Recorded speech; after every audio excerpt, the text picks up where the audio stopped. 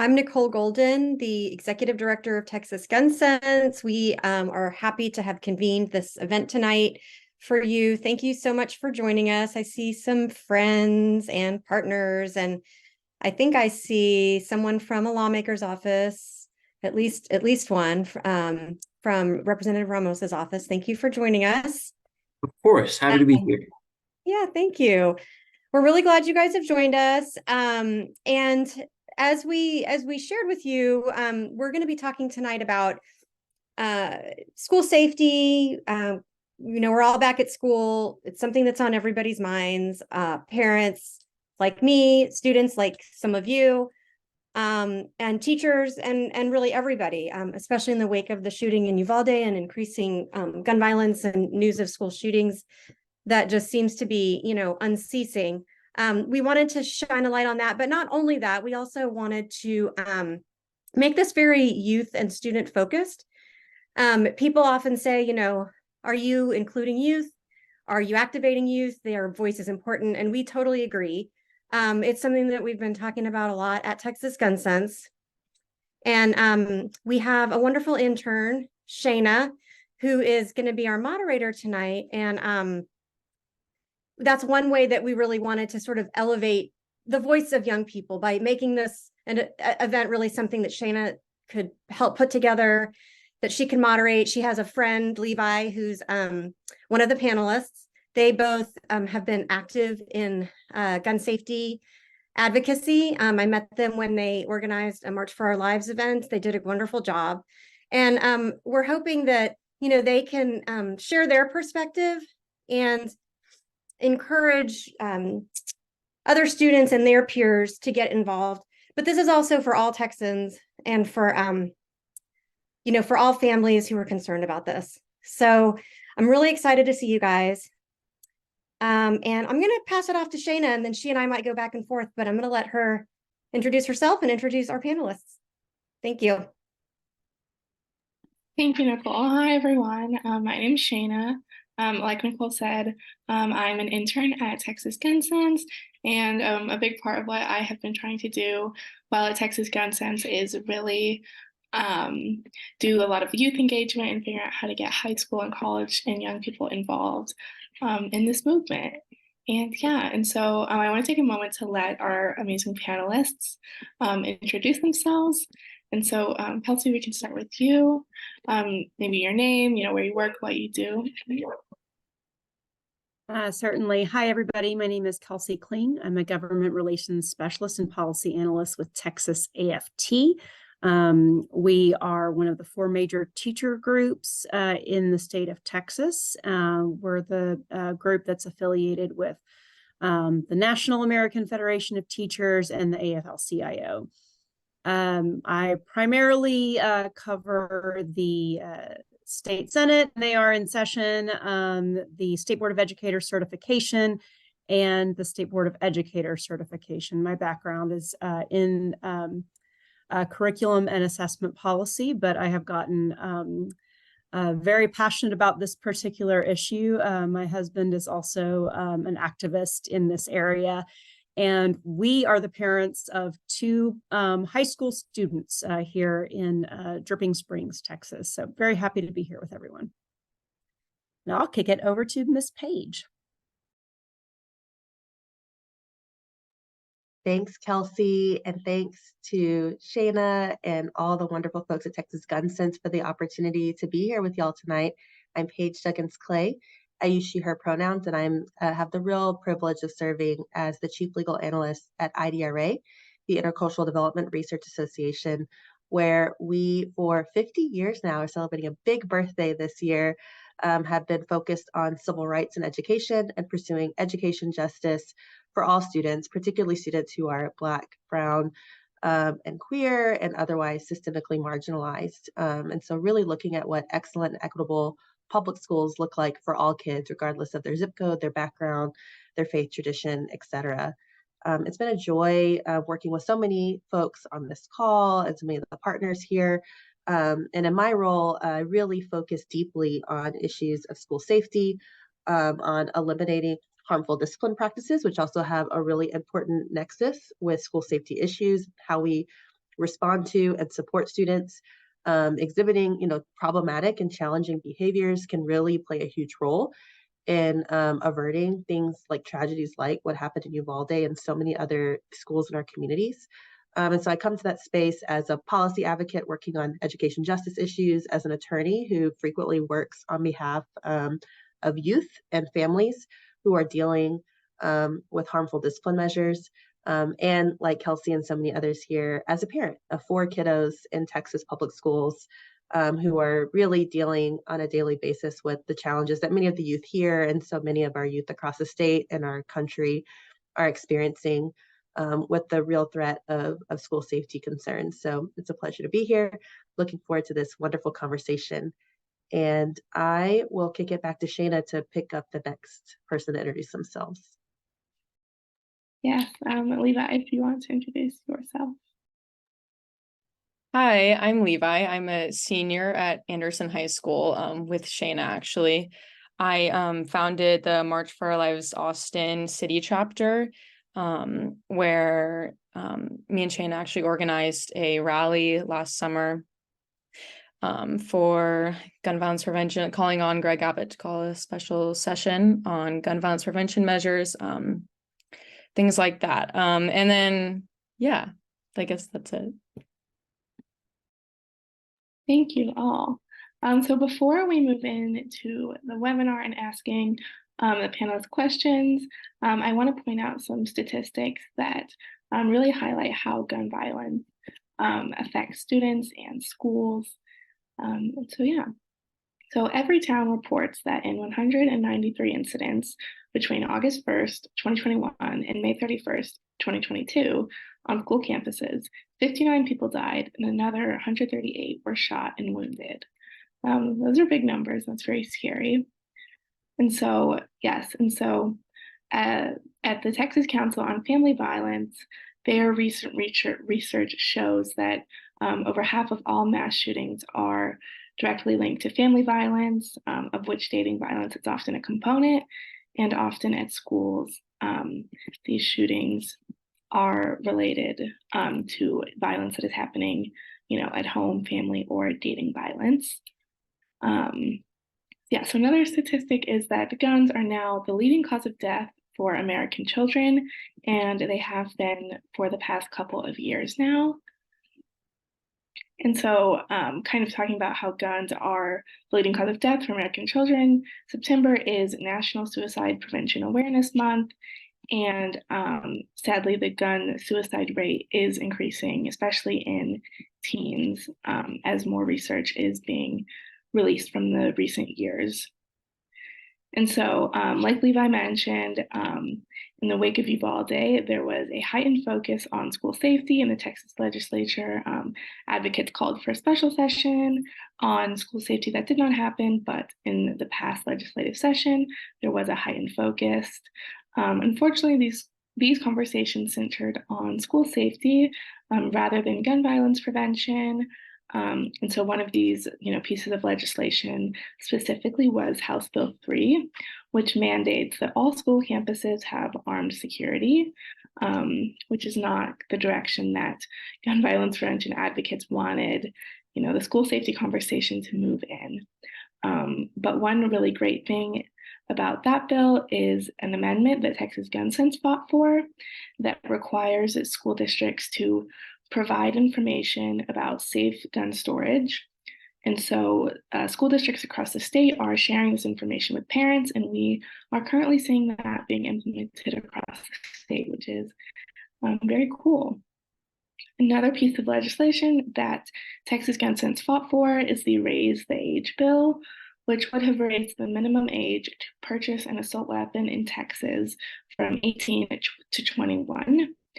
And so even though that did not pass this past session, Texas Gun Sense continues to fight for these policies that we know will reduce violence in our communities, and other policies and practices such as ERPOs and background checks on all firearm purchases.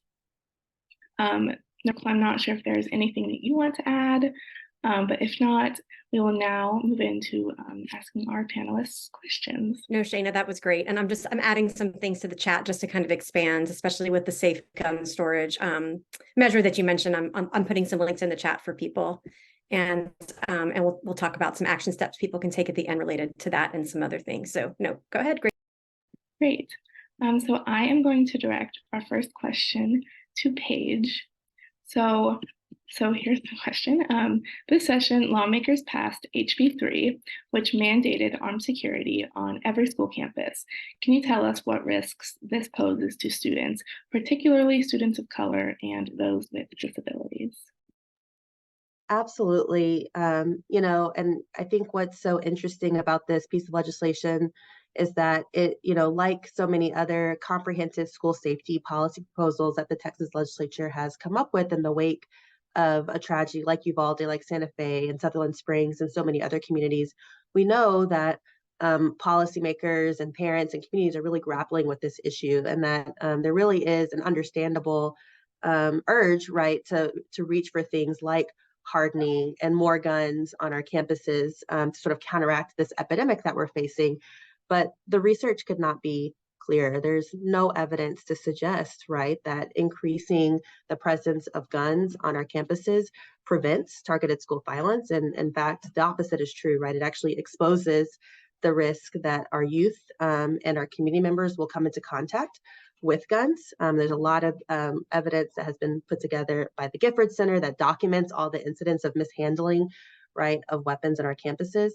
And there's also really great research around the fact that, you know, even though some folks may feel a sense of security when we think about having armed personnel on our campuses, the reality is that's just not true for all of our community members. And when we talk to youth across the board, there is a general consensus that this is not what helps them feel safe. In fact, it's more about strong relationships, right? And positive cultures and positive behavior supports and really having open lines of communication. But particularly for our youth of color and students with disabilities, we know that unfortunately they come into disproportionately harmful contact with armed law enforcement specifically. We know that when we introduce armed security personnel, including school-based police, into school communities, it can have negative impacts on the overall health and the overall culture and climate of a school. And that's the opposite of what we should be working on collectively as a state. And so while we certainly want effective, swift responses, right, to emergency incidents when they occur, we feel strongly that more guns are not the solution to gun violence in our schools. So I think it's an unfortunate reality that many of our schools are struggling to comply with, right? We've seen a lot of news stories around the fact that there's not enough funds to hire police officers, and many schools are seeking exceptions, right, and arming educators. And I'll certainly defer to my educator partners to talk about the risk of that policy consideration. And so it's deeply concerning, and we're hopeful that the legislature will reconsider it and instead invest in what we know works, which is investing in those evidence-based practices to really get at the root causes of targeted school violence. Yes, definitely. Thank you. I definitely think that more guns on campuses will not make them safer.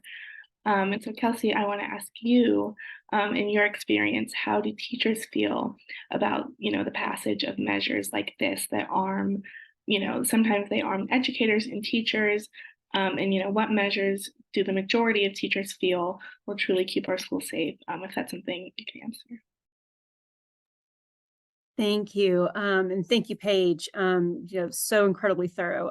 I will say, yes, and right. I mean, in our membership could not have made things more clear to us. When we survey, 73% of our teachers say they absolutely do not want more guns on campus. They do not want to be armed. They tell us the things that will make them feel safer on campuses is more access to mental health resources, smaller class sizes, fostering a supportive climate for their students and for the teachers, right? Going in the opposite direction. I think it's really important to point out that there were we came very close. I say we, the legislature came very close to passing HB3 without that armed guard provision. That really was kind of snuck in at the last minute. It was a major disappointment to all of us. And as Paige said, we're seeing some of the ramifications. Just to share a couple statistics, El Paso ISD superintendent shared with us that of their 70 campuses that they have, they are unable to fulfill the requirements on at least 30 of their campuses, nearly 50%. And, and that has, not only are they looking at, possibly invoking a Marshall program to fulfill these requirements, even if they are able to kind of make good on the policy, there's a real negative fiscal impact. I'll share another suburban Houston district.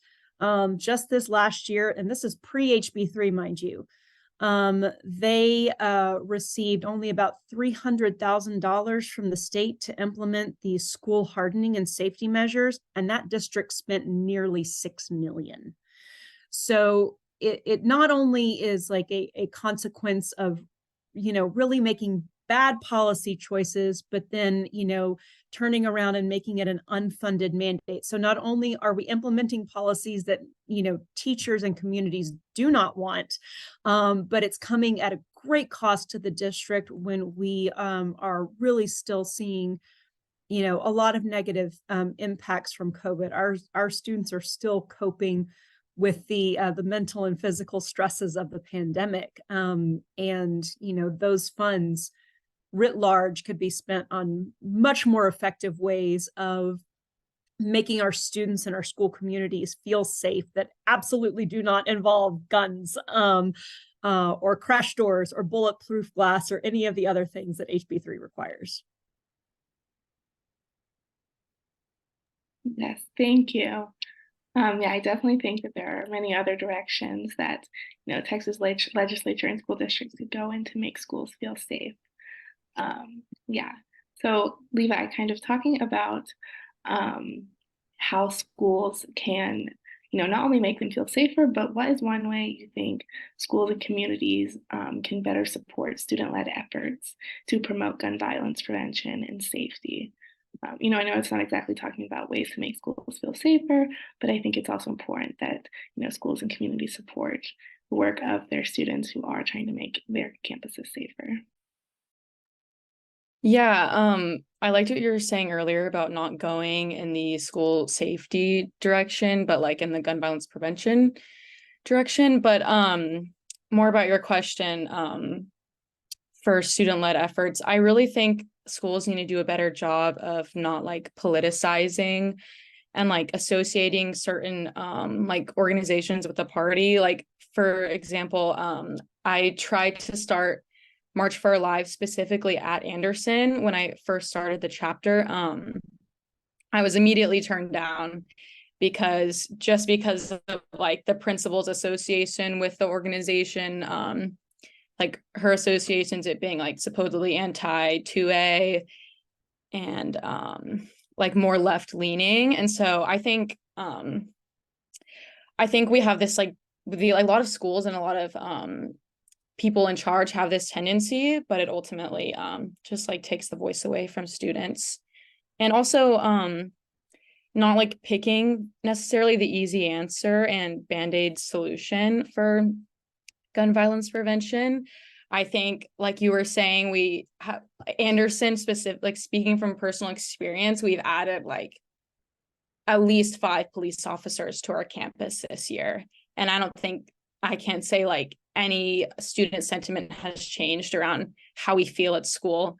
And also just like supporting education and awareness at school. I think that's one of like the big barriers when it comes to youth engagement. A lot of young people are hesitant to get involved because like the knowledge surrounding the Texas legislator and like gun laws and things like that, it's very daunting. And so, and specifically in Texas, like we don't have great government education, like education around politics. It's very like daunting. So like students won't necessarily know how to get involved if they're not taught these things.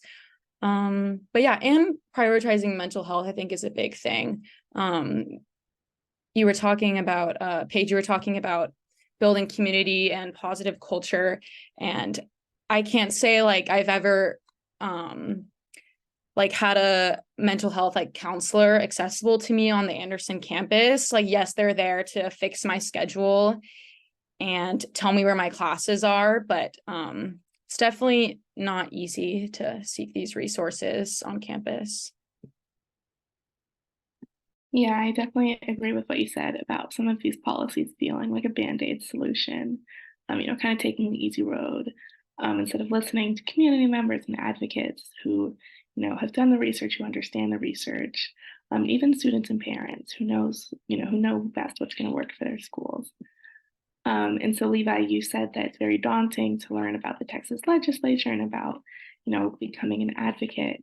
And so what are some strategies that you have found effective in engaging young people, specifically in conversations about gun violence prevention and safety? And then what are some challenges that you faced in promoting and advocating for gun violence? Yeah, so I think the challenge and the strategy is kind of the same thing. The challenge is knowledge, but the strategy is also knowledge. When students like know about the reality of our state and what our lawmakers are actually doing, like no one knows what's going on in the Texas legislature or, in the Capitol building. But when they do, they can like better understand why tragedies like school shootings occur and why they're so prevalent. And I don't think it has to be some complicated thing. It just needs to be, like I was saying, like as accessible as possible for all students.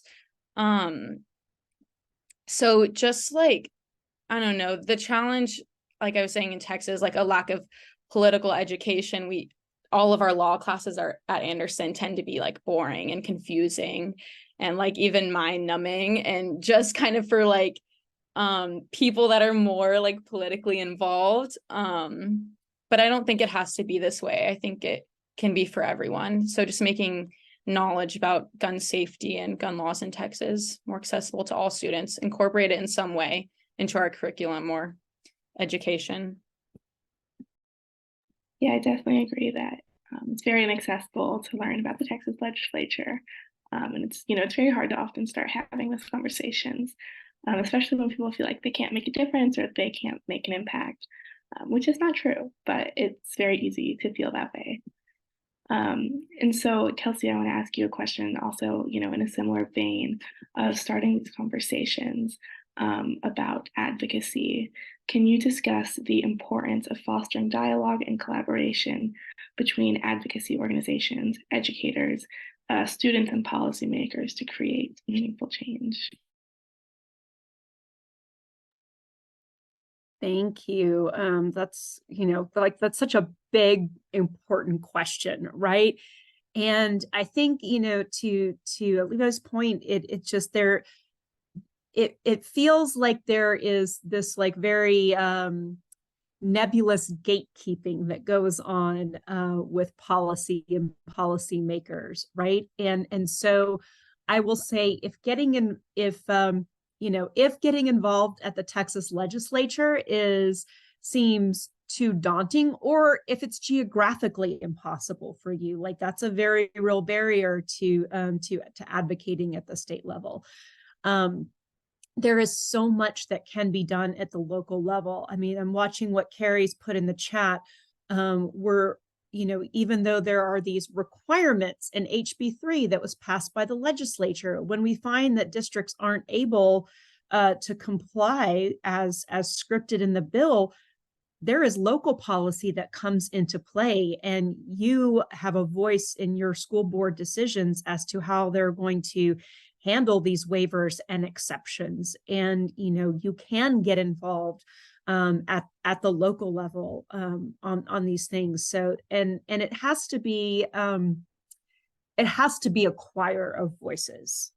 There are those of us who are working in Austin every single day, and we have to stay in touch with our friends who are working at the school board level every single day, right? We can't all be in all places ever, when we want to be. And that's, it's not only an impossibility, like, just like from your mental and physical energy, right? But this whole thing runs the gamut, and everybody kind of has to pass the baton to each person and just stay in communication and collaboration. So, I mean, that's what I would say. It's like, if one thing seems daunting, there is another way to plug you in. And I know the people on this call, certainly can help find a way for, you to share your voice, your experience, your knowledge in a way that is meaningful and impactful, at a certain level. And it's important to operate at every single level simultaneously to affect the kind of change we want to see. And, to Paige's point earlier, there's a much more expansive conversation to be had on what school safety means, right? Obviously, gun violence prevention is one of the big marquee issues, but there are a lot of other, quote, less splashy issues that can have, big and meaningful impacts at that individual student level. And we need to be working towards those every bit as much as we need to be working towards getting guns out of schools and ERPOs and raising the age, right? Like, these are all really important things, and we have to be working every lane simultaneously to really see what we want, to kind of really see what we want, where we want to get to. But that's what I would say, like, if time or space is a barrier, then, reach out to, your advocacy friends and find a way to get plugged in, because there is always a need at every single space. There are definitely so many ways to get involved. And that was a great point you mentioned about local policy and school boards. Those are often much more accessible for people than like the Texas legislature. And so you had also kind of brought up, what school safety might really look like. And so I wanted to ask you, Paige, what strategies do you believe will best keep our schools safe and meet the unique needs of diverse student populations? Yeah, thank you so much. And just to lead into that, I just want to build on what, Kelsey shared in your really great point, Shada, that like youth have to be the center, the voices that are centered in the conversation about school safety, right? And what I find that more and more when we talk to youth about what they need to feel safe and secure and whole and healthy and happy in school, right? It looks nothing like any of the policy details that are showing up and that are passing at the Texas legislature. And that's really important. And as advocates, it's our job to uplift that. And so fortunately for us, not only do we listen to youth and hear and try to uplift their voices, but what youth say they want also aligns really well with what the research says works to promote safe, strong, healthy, happy schools, right? We know that when there is challenging, problematic behavior, that we have to address the root cause of that behavior. Is a person being bullied, for example, which in terms of targeted school violence is a huge indicator, a huge factor when we look at individuals who end up going down a road choosing violence, all kinds of violence, including mass targeted school violence, right? Are they isolated? Are they experiencing mental health challenges that there's not, that are going unaddressed? Are they being disciplined and excluded and having their relationships disrupted, right? The ties that bind them to schools and help them feel connected and accountable to, being a good member of the school community. So what we're really seeing is, this, influx of really punitive, zero tolerance, harmful exclusionary discipline measures that are connected right to this broader conversation about school safety, because we know that when with legislative efforts, and this is true not just recently, but decades since Columbine, right? When we really saw this era of zero tolerance come in, we just know that those methods do not work and they make our schools less safe. So what does make our schools more safe? Well, what we know from the research is that positive and strong relationships and positive school cultures really work. And people are always like, Paige, that sounds too simple. There's no way, but it's true. A huge way to both promote safety and promote a sense of belonging, right, is to make sure that all students feel welcome in their school. And that means eliminating harmful practices like racial and other identity-based bullying. It means calling students in when they're engaging in problematic behavior instead of pushing them out, right? It means having a diverse teacher workforce where students from diverse backgrounds can connect with educators of diverse backgrounds and feel secure and whole. And it means creating a climate on our campuses, right, where honest conversations about challenging student behavior, controversial topics, challenging topics, right, where that conversation is not chilled or censored.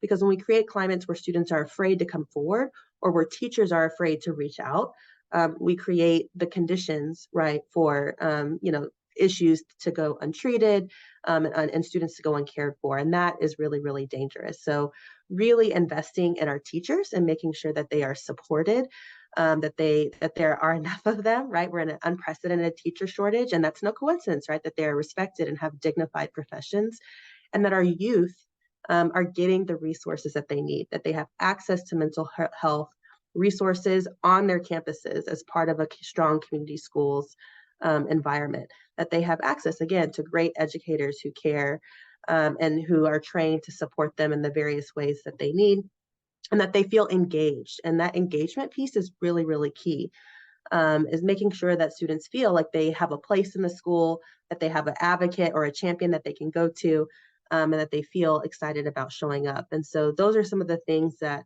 we really advocate for, in addition to when we do start seeing that problematic behavior, not reaching for exclusion or punishment, but instead reaching for the positive behavior interventions, the health-related and mental health-related interventions, and really getting at the root causes of what might be going on in a particular child's life.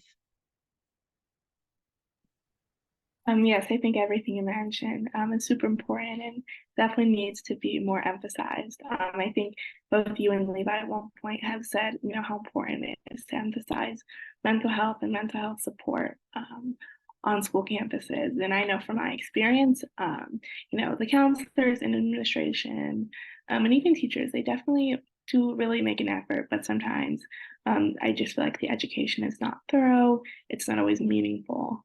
So definitely emphasizing that education and support is definitely super crucial. And so, so while we're talking about,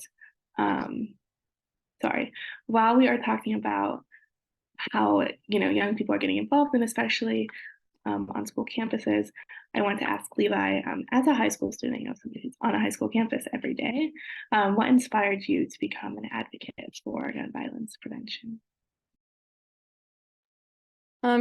So basically my inspiration kind of came from like the budding of the March for Our Lives movement, which like unfortunately was parallel with the Parkland, Marjorie Stoneman Douglas shooting in 2018. But like really when I think about this time in my life, I was in 7th grade, I believe. I was 12 or 13 years old. It was really like the first time I like had gained a like political and social conscious of like what was going on around me in the world, not just thinking about myself, and like really able to like form opinions for myself. But yeah, and it was just kind of like this moment of realizing actually what a school shooting is, and that it could happen, and that it could happen to me, which is a pretty like horrific like realization when you're 12 years old in a middle school. But like it was kind of this like loss of innocence almost. But I do kind of think it's like what I decided to do with that loss of innocence, which was really crucial to me. And then also seeing March for Our Lives activists, like seeing young people, young queer people, young people of color, like even young disabled people on that movement, like taking things in their own hands. Like it was the first time I saw that like on TV. I remember when my dad turned on the TV and it was Emma Gonzalez like giving her We Call BS speech. And I just remember staring at the TV and it was like this surreal moment, like young people are actually like listening to them, like these young people can actually make a difference. And that's just like a very like concrete memory I have in my head. So it is very sad to think about like the derivative of my activism stemming from a school shooting. But that is the reality we live in. So yeah, I would definitely say the beginning of the March for Our Lives movement in 2018. That was definitely it. Yes, it's definitely very inspiring to see other young people, and seeing other young people being listened to, kind of like these March for Our Lives founders were. I think, at least for me, and I think for you also, Levi, it kind of gives us the confidence to also, start to get involved, and even start speaking. And so I think another aspect of getting people involved in this movement is promoting safe learning environments, so that students can not only, have a safe place at school, but so, they feel confident, like Levi and I were saying, to get involved. So Kelsey, I have a question for you, and that is, how can educators and parents collaborate to promote safe learning environments and support legislative efforts aimed at preventing gun violence? And I also think, like, how can they work with young people, especially to do that? I mean, guess what a powerful trifecta when parents and teachers and students are all kind of collaborating in the same space toward the same goal. I love that. So I mean, and really it comes down, and it sounds very cliche, but clear lines of communication, right? I'm so impressed with our student advocates who are advocating for themselves in these spaces, right? You all are just so inspiring, and I really feel great about where this particular movement is headed, with young folks like you involved. So just hats off to you immediately. And then, so like we have like these, very direct lines of communication between parent and between parent and teacher, right? So the idea being that, when we have, to Paige's point, really strong relationships, there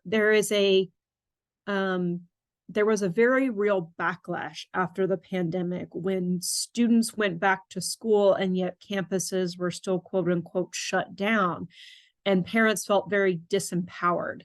They didn't have a lot of visibility into what was happening in their classrooms and on their campuses. And that caused a lot of stress. And I think that is one of the things that, we're sort of seeing in this, pendulum swing towards a lot of these parental rights issues that we saw in this past legislative session. And so when there is clear, open, transparent communication about what's going on in our classroom, then that's where we build that trust, and that's where we can build those relationships and find out that I think by and large we all want the same things for our students and our kids. Like, we want them to feel safe in their classrooms. We want them learning and empowering themselves, to guide whatever their own educational goals are for themselves. So really it's and I often have to remind myself of this, right? As an advocate, I can get a little bit, in my own head and jaded, if you will, and learn to really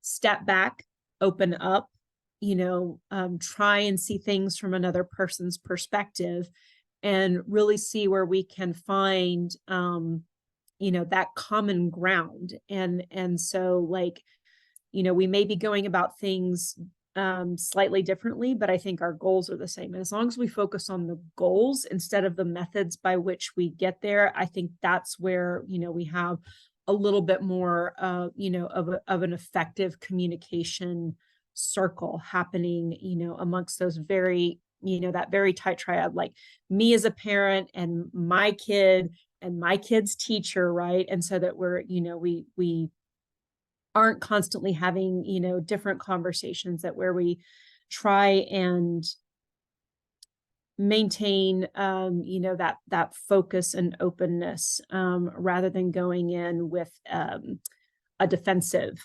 posture in those conversations, I think really key. And that needs to happen, like I said, at that individual level, but it also needs to happen, at the larger, player circles between teacher groups and between, our student activists, and then, our policymakers, whether that be at the school board level or at the state level. So, I mean, it's just, it's one of those things like I need to listen to my own advice here sometimes, I think, but it's really key. It's really, I think the main thing where we need to just, as Paige said, the research tells us what our students are telling us, this is what makes them feel safe. This is what makes them feel, accepted, and really that, that safety is a prerequisite to good learning, which is where we want, all of our students, to be in that space where they feel, safe, accepted, and, ready to learn so that they can, become their best selves through education opportunities.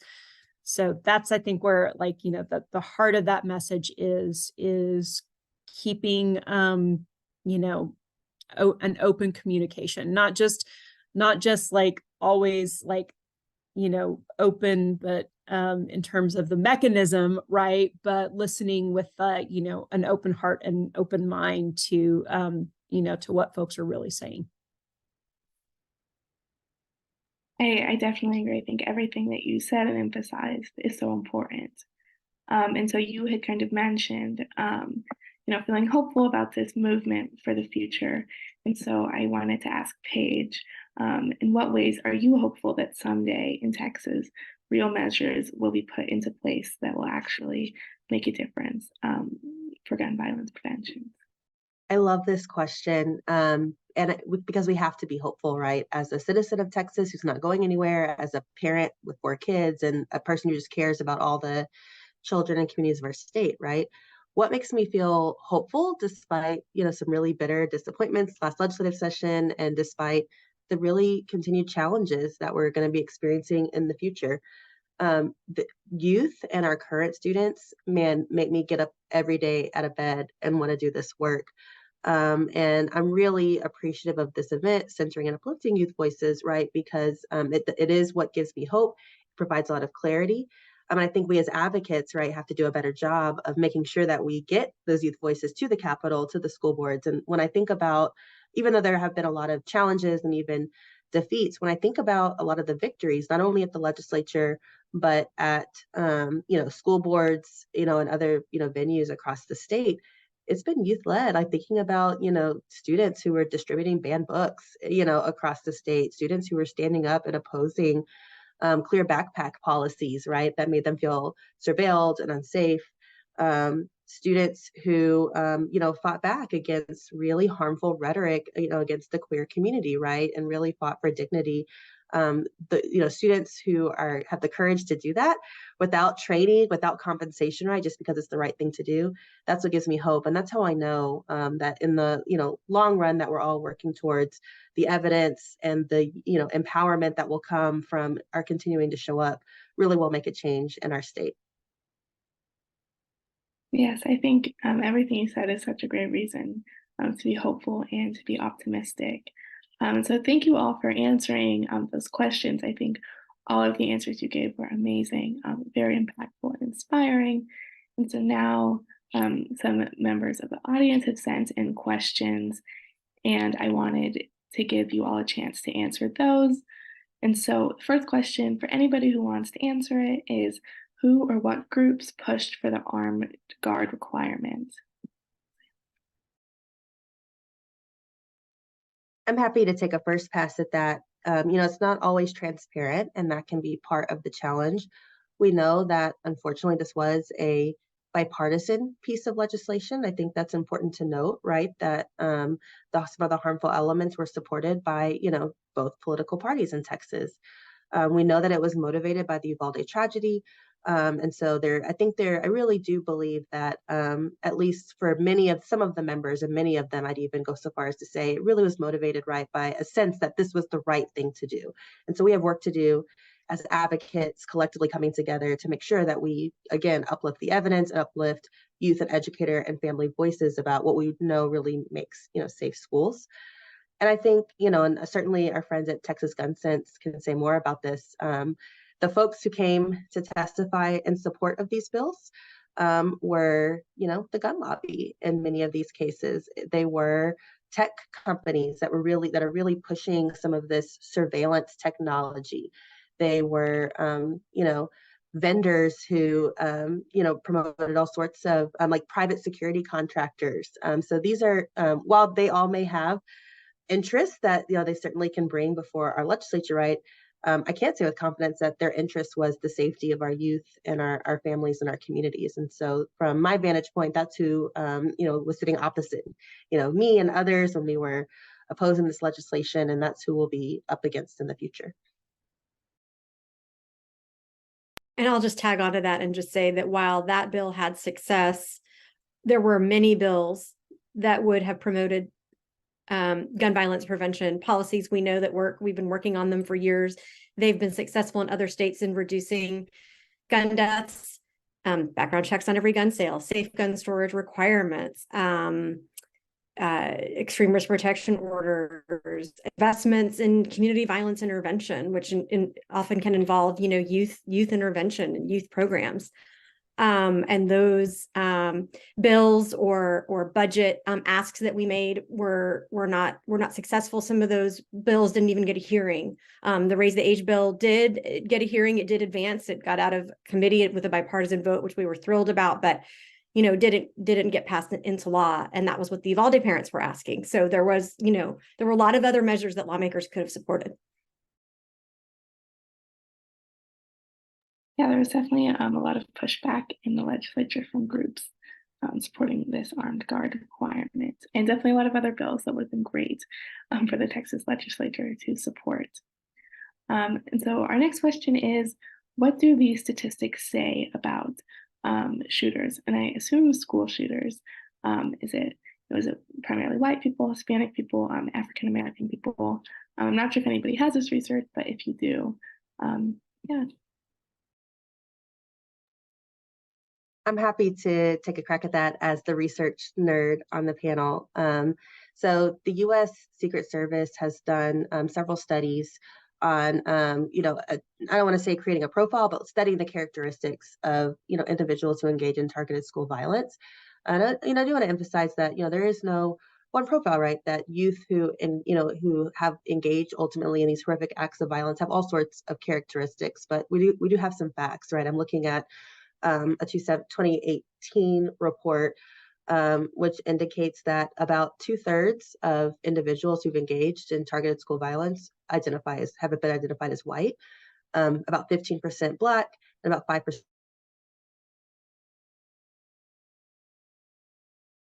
carry out these acts are at an age, between 12 and 15, with an average age of like 15, right? So that's just straight from the report. I do want to emphasize some other things though, because I think obviously having conversations in a healthy and productive way can be challenging when you're sort of looking at it from, only one lens. And so I want to offer a couple other dimensions. Some of the really critical characteristics, right, that we really can, when we talk about addressing the root causes of targeted school violence, when we look at the profiles, a lot of really show up. There unfortunately is a connection between white supremacist ideals and misogynistic ideals and anti-LGBTQ plus ideals. We see that showing up a lot of the motive and a lot of how engage in this. So we have to and engage in that. It's why we care so much about addressing identity-based bullying, for example. And speaking of bullying, almost all individuals who engage in these horrific acts were either or both the victims of bullying or were engaged in bullying other students. And so we really have to commit as policy advocates and school leaders, right, to addressing bullying when it causes in an effective way, not with zero tolerance. And then finally, obviously, there is a connection with mental health and making sure that we have, treatment for mental health. Of course, it's never the cause of engaging in violence, but more broadly looking at the systems of support. So what the research really shows is that students who end up committing these acts are disconnected from their school community. They've been excluded using exclusionary discipline like DAEP, or they've been expelled. Almost, there's actually a lot of data that shows students who engage in these types of this type of behavior, they actually engage in the violence like the day that they come back, right, from an extended separation to a school holiday or an extended period away, like being expelled or in DAP. And so as policymakers, we can't keep reaching for these zero tolerance methods when we know that it increases the risk, right, that an already vulnerable youth will go too far. And so those are some of the characteristics that we are really focusing on and that we really believe can be addressed through policy and through really good practices. Yeah, I think your point about building community and really strengthening and emphasizing those relationships is super important. And so for our next question, for our next question is, do any of you have any thoughts on the school chaplain bill and the claim that it will also improve school safety and security? Yeah, I'll take that one. So I mean, Texas AFT was one of the organizations that opposed that bill throughout the legislative process. You know, I will say, like, you know, chaplains serve a place in our communities, right? And it is absolutely you know, within the rights of an individual or a parent to seek that kind of service and guidance for themselves or their student. But when it comes to school counselors, there is, you know, a wide array of things that you know, go with being a school counselor. And when we look at the chaplain bill, it says, you know, not only can they serve as counselors, but they don't have to have had any experience in a school setting whatsoever. It gives districts the right to either accept them as a volunteer with nothing more than a background check, and actually pay them out of, you know, pay them for their services out of those school safety dollars. So, you know, these already, you know, deficient funds that schools are being provided to, you know, to carry out all these massive, you know, facilities upgrades can now be spent on someone who is not required to have had experience in a Texas public school, is not required to be certified as, you know, a teacher or a school counselor. There is a whole host of things that are incredibly wrong with that bill, both just from a, you know, logistical perspective, but also just from a, you know, again, chaplains serve, you know, an important role within our communities. But when it comes to school settings, having experience, you know, on a campus and having the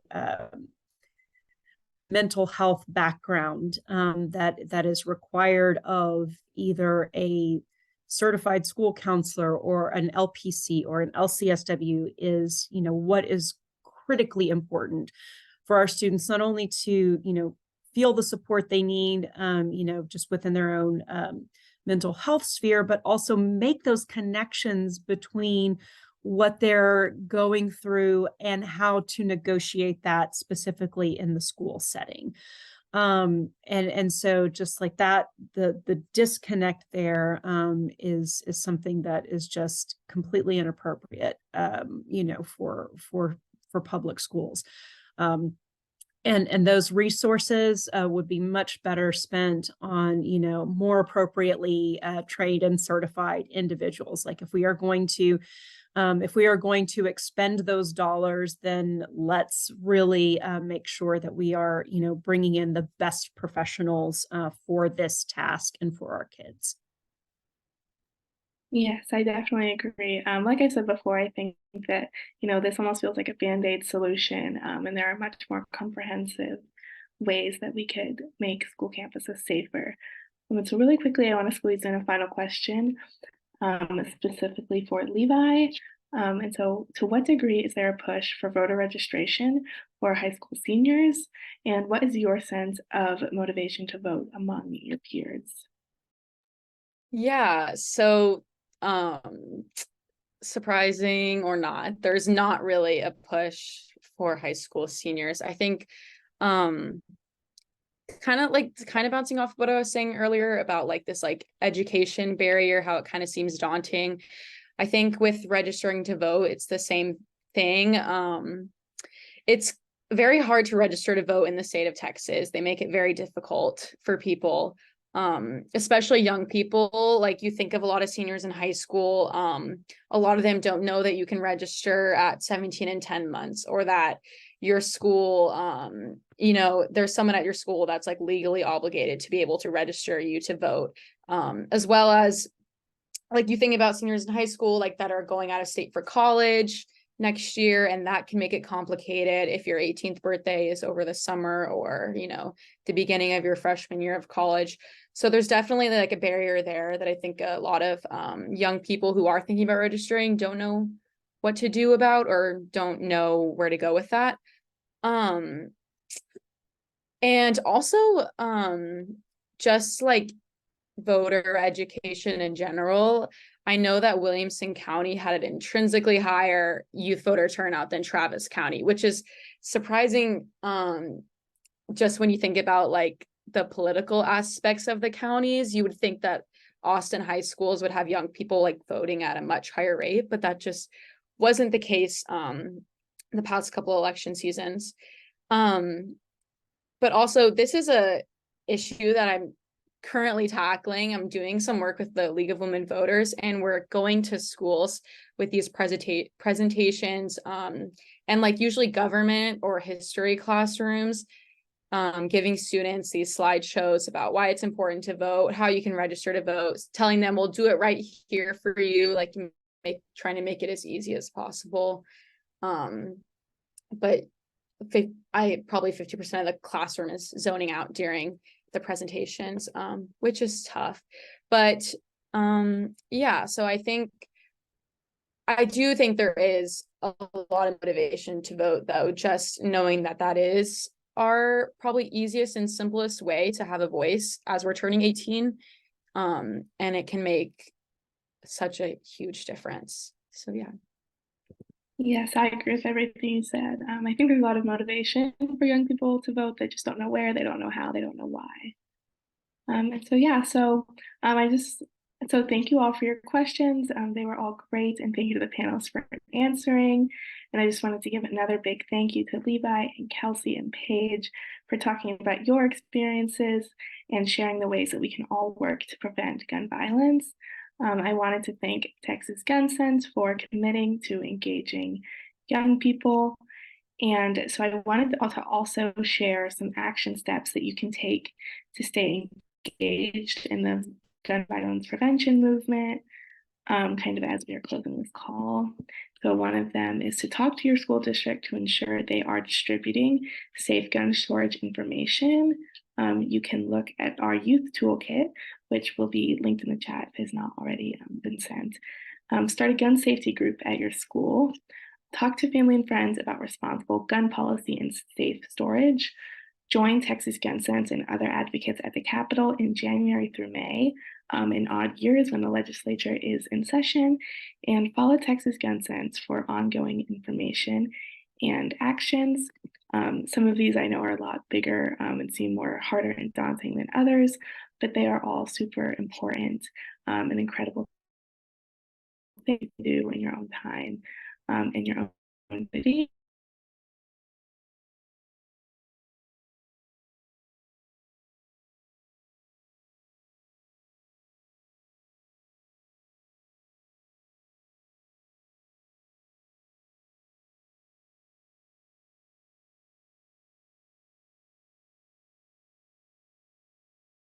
Job. I was hanging on to your every word, and I'm a parent of an Anderson and a Murchison student. So just to have two students from Anderson here talking is really very moving to me. And I could see other people nodding, and I really think that everybody got a lot out of hearing from your perspective. And I hope you guys feel heard, because you really are important in this movement. You're important to Texas Gun Sense and our partners, many of whom are, we're on this panel. And I hope we can continue to activate you and your friends, and that you can kind of help us continue to frame what we're doing and make sure we're heading in the directions, because we don't always know and things are changing all the time. I've been doing this 10 years and, and you guys are younger than I am and have a perspective I don't have. So thank you for sharing that. Again, we have a lot of actions you can take. We weren't able to give you the link to the youth toolkit, but we're going to email it out, which I think is going to be an more effective way for you to hang on to it anyway. It has tangible things which came up tonight. What can we do? How do we know, how can we digest the political system and all of that? I hope it helps with that, whether you're a youth, a student or anyone. And Maribel put the donate link for Texas Gun Sense into the chat, which of course, in order to continue doing this work and bringing partners together and hosting events, we would love your support.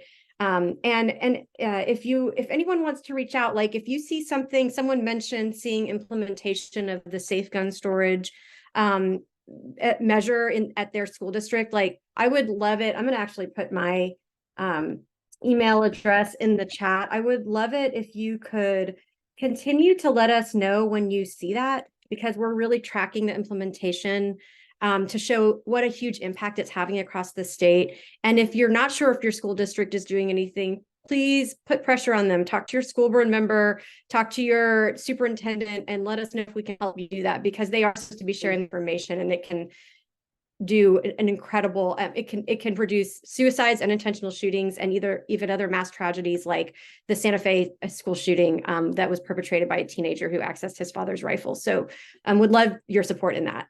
And I'm just gonna again say thank you to every single person who was here and for your support and the activism that you demonstrate in each of your lives every day. Special thanks to Shana. Thank you again for the opportunity to share in this space. It's very uplifting to get to be in community with like-minded folks and to hear from, like I said, the young people who will be saving us all someday. So Thanks, everyone. Thank you, Shana and Levi and Maribel. Thank you. Thank you. Thank you, everyone. Have a good night.